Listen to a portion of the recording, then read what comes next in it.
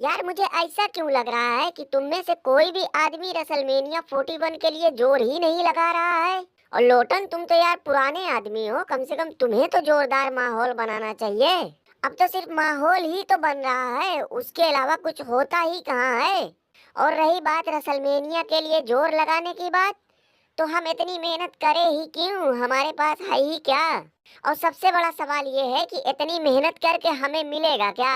और जिनकी खातिर तुमने सबका काटा है उन्हें जाके बोलो ना कि अब मौका आ गया है कि वो अपना कुछ हुनर और टैलेंट दिखाएं, कि जिंदगी भर रोते धोते ही रहेंगे। अरे टिड़ई, जो आदमी अब तक खुद ही सवारी की गाड़ी से सफर कर रहा हो तो वो क्या ड्राइवर बनेगा घंटा। यार तुम लोग ऐसा क्यों बोल रहे हो। मैं तो इस साल की रेसलमेनिया को हिस्ट्री की सबसे ग्रेटेस्ट रेसलमेनिया बनाने वाला था, लेकिन तुम लोग तो यार बीच में ही पंचर हो गए। अच्छा, बोलने में भी शर्म वरम नहीं आती है ना। मतलब कौन से एंगल से तुम ये सोच लिए कि इस साल की रेसलमेनिया ग्रेटेस्ट रेसलमेनिया हो सकती थी। क्यों इतने बड़े बड़े मैच हमने बना दिए, ये कम है क्या किसी शो को कामयाब बनाने के लिए।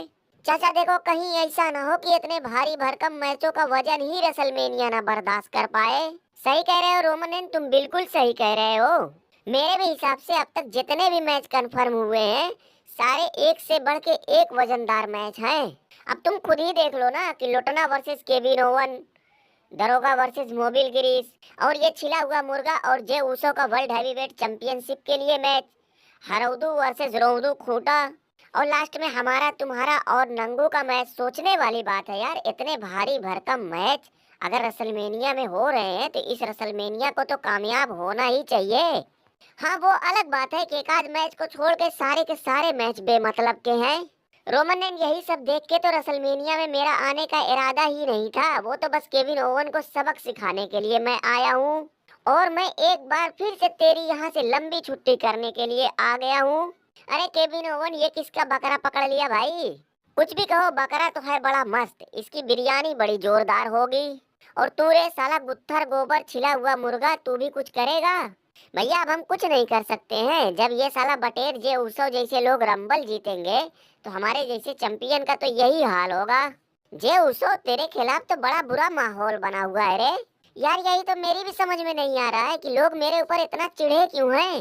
एक बात बोलूं, बुरा मत मानियो, लोग तेरे ऊपर इसलिए चिढ़े हैं कि तुमने अब तक ईट ईट के सिवा कुछ किया ही नहीं। दरोगा, तुम अपने मैच के बारे में क्या कहोगे। भाई मैं अपने मैच के बारे में अब क्या कहूँ, हाँ इतना जरूर कहूंगा कि मोबिल गिरीश इस मैच का वजन नहीं सह पाएगा, क्योंकि उसका सारा मोबिल गिरीश निचोड़ के मैं रिया रिप्ली के गोदाम में भरने वाला हूँ। रोमन ने सुना है कि रेसलमेनिया में पॉल हेमन तुम्हें धोखा देने वाला है, और सिर्फ यही नहीं, वो टेढ़िया से हाथ मिलाने के बजाय इस नंगू से हाथ मिला सकता है।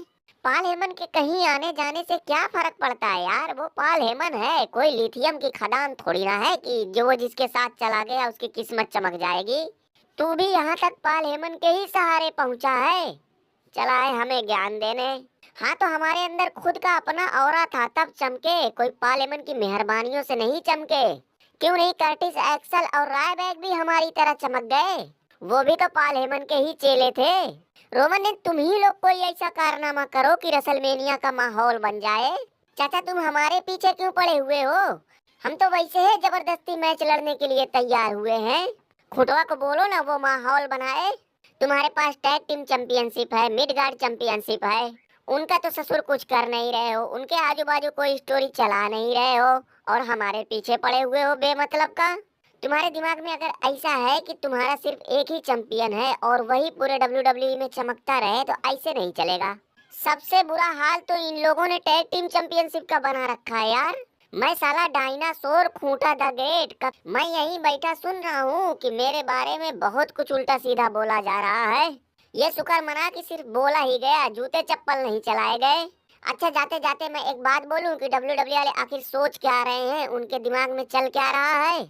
हाँ हाँ, क्यों नहीं, बोलो बोलो।